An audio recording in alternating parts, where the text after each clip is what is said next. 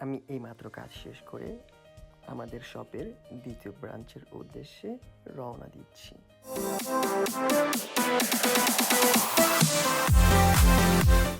তো আমার দ্বিতীয় শপের যাওয়ার উদ্দেশ্য হচ্ছে আমাদের দ্বিতীয় ব্রাঞ্চের আমার একজন কলিগ কাজ করে, তো আমাকে সেখান থেকে তাকে পিক করে নিয়ে তার বাসায় পৌঁছে দিতে হবে।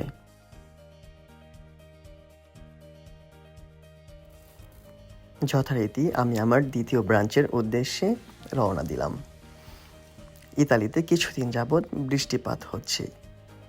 তো ইতালি এমনিতেই হচ্ছে প্রাকৃতিক সৌন্দর্যের দেশ। তো এখানে বৃষ্টিপাত হলে প্রকৃতির সৌন্দর্যটা যেন আরও মনোমুগ্ধকর হয়ে ওঠে। তো আমি প্রাকৃতিক সৌন্দর্য উপভোগ করতে করতে এখানে চলে আসলাম।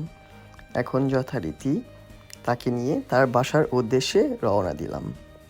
তো আমাদের দ্বিতীয় ব্রাঞ্চ থেকে ওর বাসার দূরত্ব হচ্ছে 10 মিনিট। তো আমরা দুজন গল্প করতে করতে যথারীতি ওর বাসার উদ্দেশ্যে রওনা হলাম। তো তাকে বাসায় ড্রপ করে দিয়ে আমি সেখান থেকে আমার বাসার উদ্দেশ্যে রওনা দিব।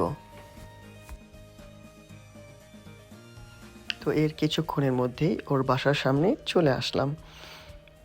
ওকে বাসায় নামিয়ে দিয়ে যথারীতি আমি আমার বাসার উদ্দেশ্যে রওনা হলাম। তো আমি যেখানে কাজ করি সেখান থেকে ওর বাসার দূরত্ব পায়ে হেঁটে 5 মিনিট। তো যথারীতি আমি ওকে বাসায় নামিয়ে দিয়ে আমি এখন বাসায় চলে যাব। তো আমার বাসা থেকেও আমার কাজের দূরত্বটা খুব বেশি না।